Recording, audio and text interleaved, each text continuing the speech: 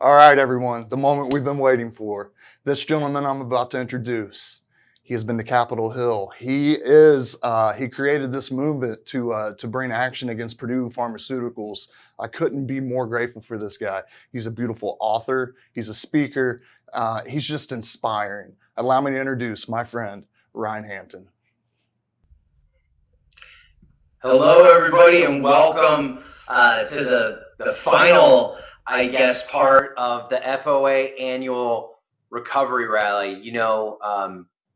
FOA is a really special place for me, and Dayton specifically has a really special place in my heart.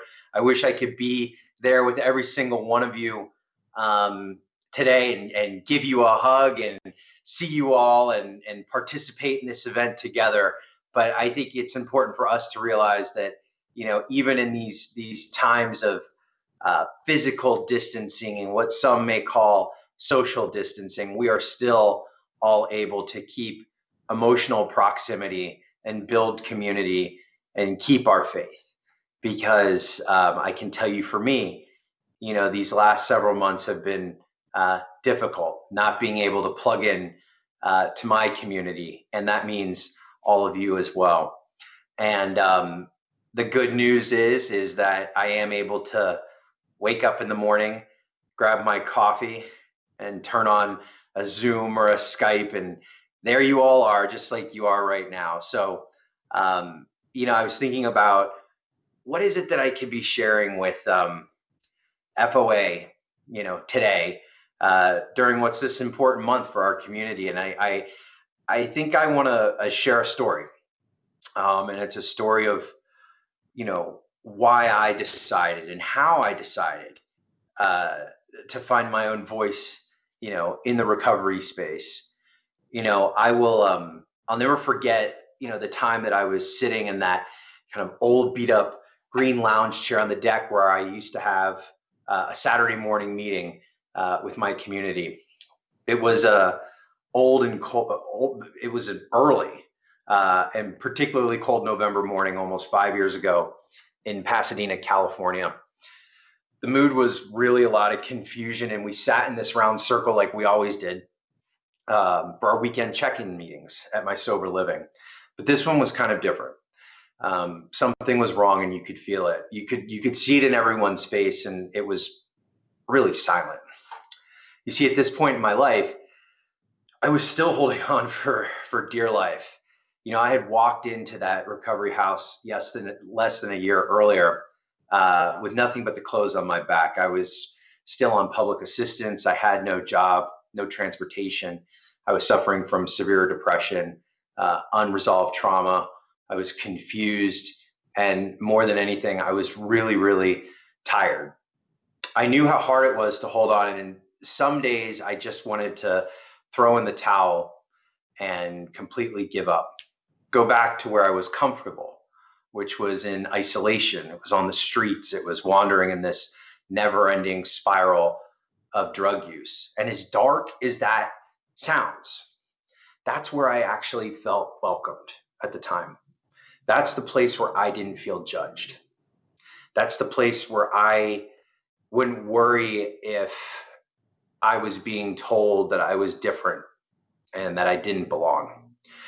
And on those dark days when I felt like there was no end in sight, I'd oftentimes pick up the phone and I'd call my mom. My mother, who was nearing her 70s at this point, she always had a way to have a wise word with me. Now, her tone is really soft and it's slow.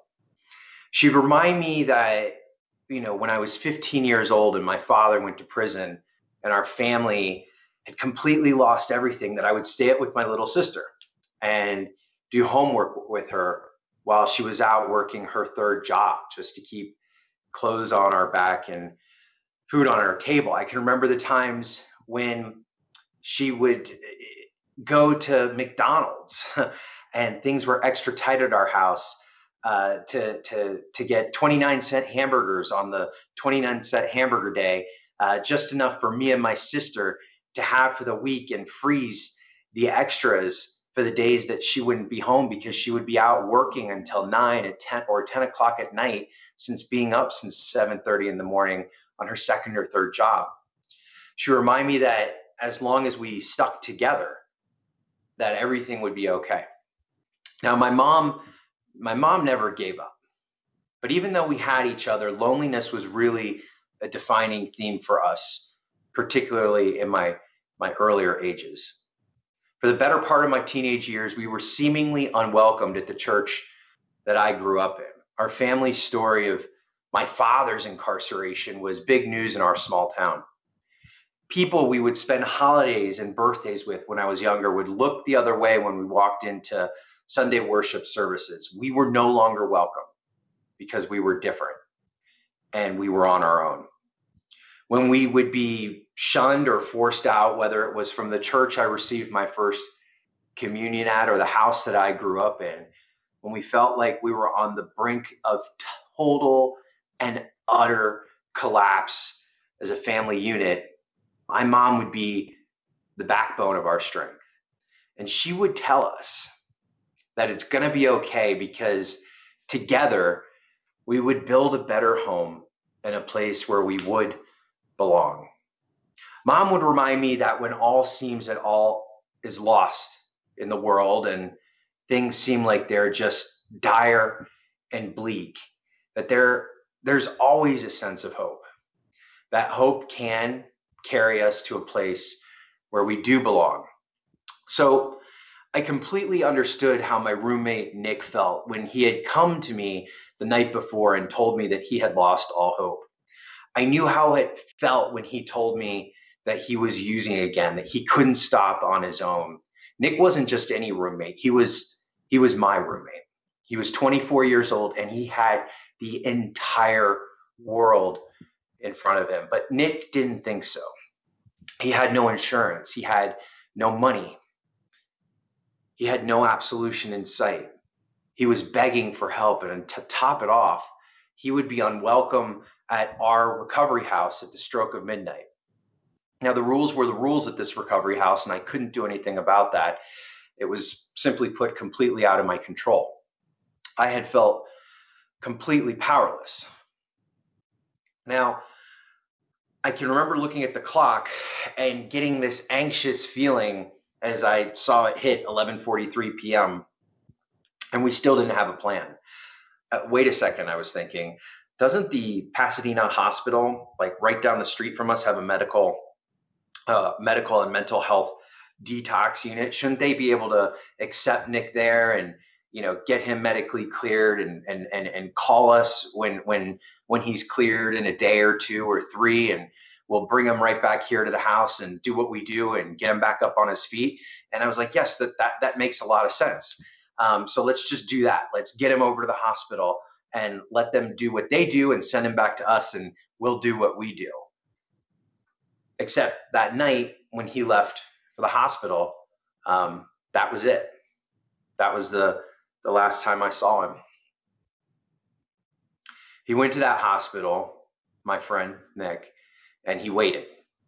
When he got there, he was treated as if he was a second or third class citizen. He wasn't even seen by a doctor.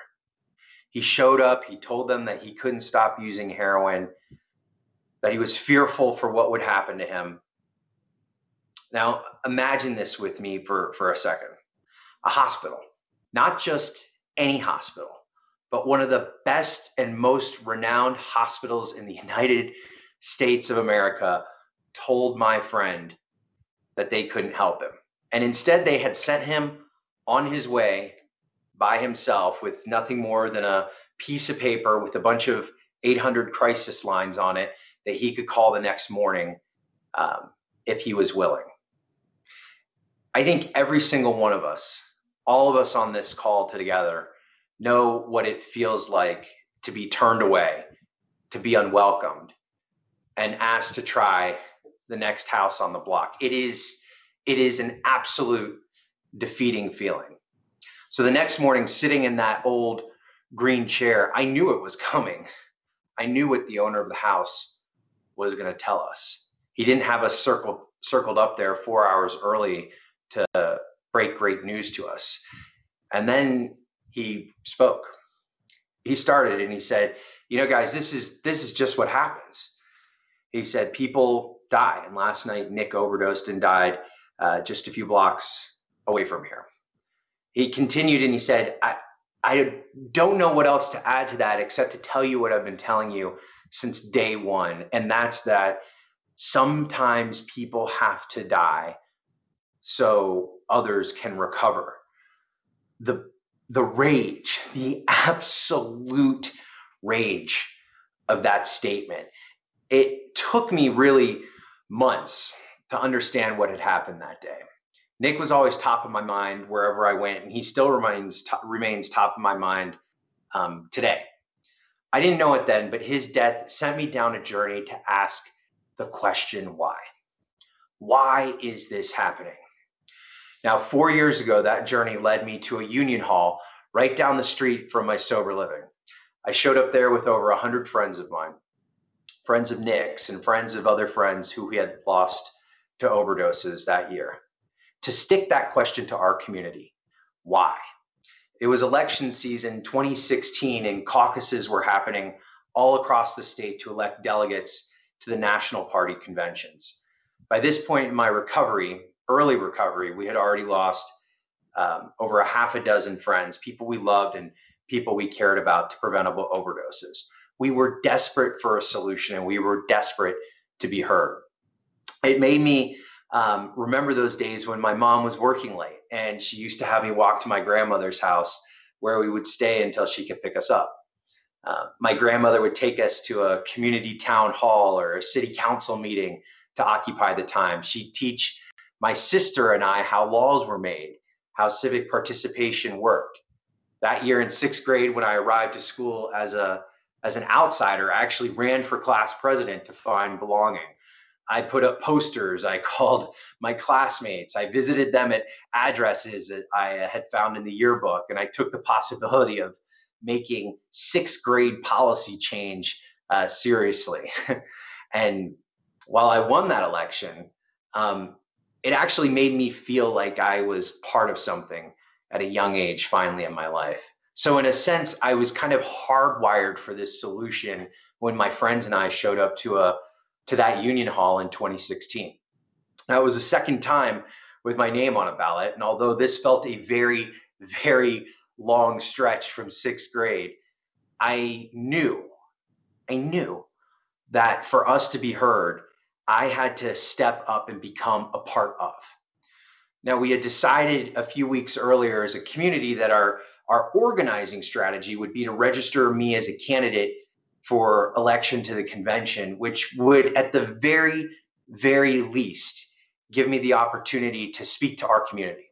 I would be guaranteed a 30-second slot to tell our community my story and the story of the friends that I had lost and our community had lost, and Nick, and ask them to do something about it. Ask them to be a part of the solution. We had zero intention to win. All we were doing was yearning really to be heard. But the result was something that has guided me in my advocacy for the past 4 years. We showed up as outcasts, but we left that union hall feeling a part of our community. We had worked the line of hundreds of people waiting outside to cast their ballots. We fanned out in groups of 2 or 3 or 4 to share our stories and the stories of the friends that we had lost along the way. We couldn't get a full sentence out without somebody telling us their story, how they lost a loved one to an overdose, how they grew up in an alcoholic household, or how their brother or sister had just entered treatment. It was as if the community, our entire community, was waiting for our permission so that they could come out of the shadows. That day, we were community organizers. We just didn't know what to call it at the time. It is, let there be no doubt, it is through my personal recovery that I have found resiliency and community. But it is through organizing that I have found passion and a purpose for change. Many of those community members and makers from that day went on to be our biggest allies. They've worked with us to champion life-saving legislation such as mental health parity in my own state, standards on a state level and federal level for the first ever sober homes living standards regulations published by the federal government. Today, right now, there are over 25 million Americans, just like my friend Nick, who are being told that they are unwelcome. People who are struggling with a substance use disorder, and the vast majority being told that they are unwelcome to treatment, they are unwelcome to housing, and they are unwelcome to the critical long-term recovery supports that would prevent another overdose death. Let's be clear about this. You all have the power to change that. You all are empowered to do that work. You have shown up here today for this recovery rally, not just to celebrate your own personal recovery, but to get involved in a community that is passionate about change. We have an election that's coming up in November. I would urge every single one of you to use your recovery voice at the ballot box. They say there are 23 million Americans who live in long-term recovery, people just like you and people just like me. If we become a force to be reckoned with at the ballot box and policymakers start to see us not just as quote unquote addicts and alcoholics, but see us as the voters that we are, the faces and the voices of recovery in our community who are active in civic participation, I guarantee you, we will get treated differently. We have to do it. It's not just our responsibility as people in recovery, it's our responsibility as citizens of this country and of this state. I don't care who you vote for. This is not a partisan issue. It's not Republican, it's not Democrat, it's not independent, it's not red, it's not blue. We've worked with policymakers on both sides of the aisle who have done extraordinary things for this community. But we can be a force to be reckoned with. By voting, we can ensure that our voice is counted. We can ensure that we have a place at decision-making tables when it comes to funding treatment, housing, recovery supports, family supports. It's all interconnected. So please, get out there, register to vote, go make your voice heard in your community. You have the power to change this, but it's going to take a lot of work. Thank you all for welcoming me here today, and I can't wait to get back to Dayton to give you all a big hug, hopefully sooner rather than later.